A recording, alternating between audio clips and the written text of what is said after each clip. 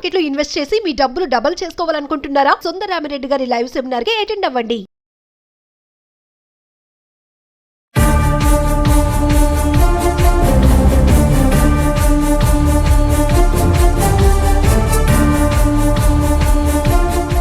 నమస్తే, welcome back to Suman TV. Present మనతో పాటు ఉన్నారు అనలిస్ట్ మందర కృష్ణారెడ్డి గారు. నమస్తే సార్. నమస్తే అమ్మ. సార్, మరి బంగారం ధరలు చూసుకుంటే మనం రోజు వీడియో చేస్తున్నాం గోల్డ్ రేట్స్ పైన. మరి ఇప్పుడు 24 క్యారెట్స్ గోల్డ్ 1,14,000లో ఉంది. మరి వెండి బంగారం పక్కన పెడితే వెండి అయితే దూసుకెళ్ళిపోతుంది, 1,48,000లో నడుస్తుంది. ఎందుకు ఇంత ఇలా అంటారంటే, మీరు చాలా వీడియో చెప్పారు ఈ పెరగడం తగ్గడం అనేది మన చేతిలో ఉండదు అని చెప్పేసి. అంటే ట్రంప్ తీసుకున్న నిర్ణయాలు ఈ రేటు పెరగడానికి కూడా ఏమన్నా మ్యాచెస్ ఉన్నాయా అంటే? వెండి గురించి అందరికన్నా ముందుగా మనమే చెప్పాం. ఫస్ట్ మనమే చెప్పాం, ఫోర్కాస్ట్ చేసాం. బంగారం కన్నా ఎక్కువ పరుగులు పెట్టబోతుంది వెండి. భవిష్యత్తులో వెండి ఒకవేళ బంగారం అంతా ఈక్వల్గా రేట్ వచ్చినా కూడా ఆశ్చర్యపడాల్సిన ఒక 5-10 ఏళ్ల లోపల ఇంకా ముందరే రీచ్ అవుతుందో కూడా చెప్పని పరిస్థితి. ఎందుకంటే వెండిని ఓన్లీ పాత్రల కోసం, దేవుడికి సంబంధించిన విగ్రహాల కోసం కాకుండా వెండిని ఇవాళ ఎలక్ట్రిక్ వెహికల్స్, ఎలక్ట్రానిక్ వెహికల్స్ ఏవుతున్న వెహికల్స్లో వాడుతున్నారు. ఎలక్ట్రానిక్ వెహికల్ లోపల ఒక్కొక్క వెహికల్లో 70 కిలోల వెండి వాడాల్సిన పరిస్థితి ఏర్పడుతుంది. అలాగే సోలార్ ప్లాంట్ లోపల వాడుతున్నారు, కొన్ని రకాల ఔషధాల్లో వాడుతున్నారు. ఈ మధ్య దాని వినియోగం ఎక్కువైపోయింది. లక్షల వెహికల్స్ తయారవుతున్నాయి. అంటే 1,00,000 × 70,000 వేసుకోవాలి. 5 లక్షల వెహికల్స్ తయారవుతాయి. ఇంటూ 70 కిలోలు వేసుకుంటే ఎన్ని టన్నుల వెండి కావాల్సిన పరిస్థితి ఏర్పడుతుంది. కాబట్టి ఓన్లీ దేవుడికి సంబంధించినవో, లేకపోతే పాత్రలకు సంబంధించినవో, లేకపోతే చిన్న చిన్న ఆభరణాల కిందనో వెండిని ఉంచుకున్నంత కాలం పెద్దగా దాన్ని ఎవరు పట్టించుకోలేదు. దానికి పెద్దగా రేట్ లేదు. అందుకే బంగారం 10 తులాలు ఎంత రేటు ఉంటుందో అంత తులం రేటు అంతే ఉండేట్టు, 1 కిలో వెండి రేటు దాదాపుగా దగ్గరగా ఉండే పరిస్థితులు ఏర్పడ్డాయి. కానీ ఇవాళ అది దూసుకుపోతుంది. అట్లా దూసుకుపోవడానికి కారణం ఏంటంటే దాన్ని అన్ని రకాలుగా వాడుతున్నారు కాబట్టి భవిష్యత్తులో కూడా ఇంకా బాగా దూసుకుపోయే అవకాశం ఉంటుంది.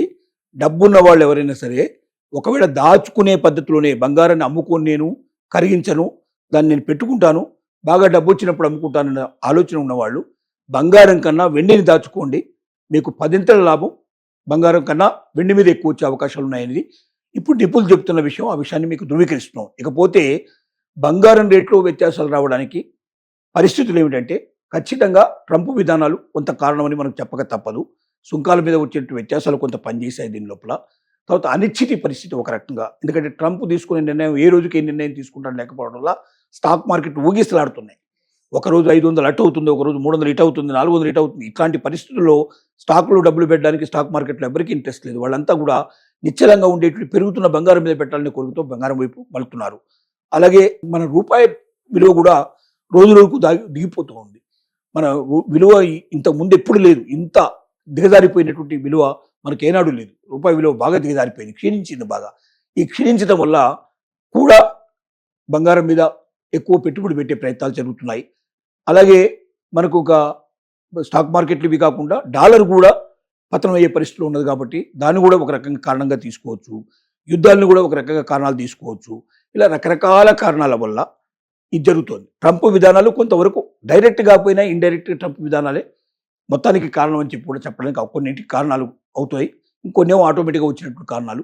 ఏది ఏమైనప్పటికీ ప్రస్తుత పరిస్థితి బంగారం పరుగులు పెట్టే పరిస్థితిలో కనబడుతుంది. వెండి అంతకన్నా ఎక్కువగా పరిగెట్టే పరిస్థితి ఏర్పడుతుంది.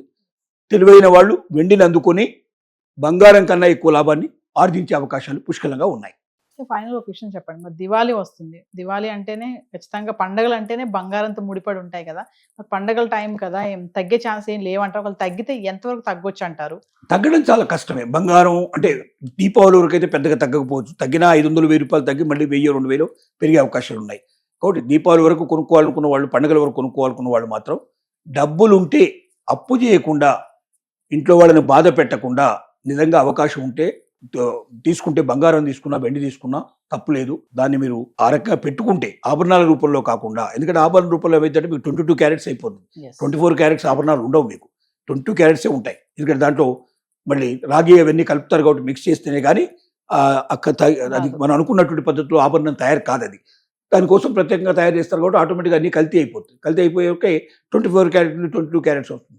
ప్లస్ మళ్ళీ దాంట్లో ఇవన్నీ తీసేసాక తరుగు ఇవన్నీ పోతే డెఫినెట్గా దీన్ని ఒకసారి 4 సార్లు నగమారిస్తే 4 పదులు దాదాపుగా 40% తగ్గిపోతుంది దాని వాల్యూ. అంటే అంత తక్కువ బంగారం వస్తుంది, అంత తక్కువ రేటు వస్తుంది మనకు. కాబట్టి వీలైనంత వరకు మనం దేనికోసం కొంటున్నాం? బంగారం రేటు పెరిగితే అది మనకు ఉపయోగపడుతుంది అనుకుంటే స్వచ్ఛమైన బంగారం కొనుక్కోండి, ఇంట్లో పెట్టుకోండి. కానీ ఆభరణాల రూపంలో తీసుకుంటే మాత్రం మీకు నష్టం కానీ లాభంగా ఎక్కువ ఉండదు. దీన్ని దృష్టిలో పెట్టుకొని కొనుక్కోండి. కొనగలిగే శక్తి ఉన్న వాళ్ళు కొనండి, అప్పు చేసి మాత్రం కొనకండి. Thank you.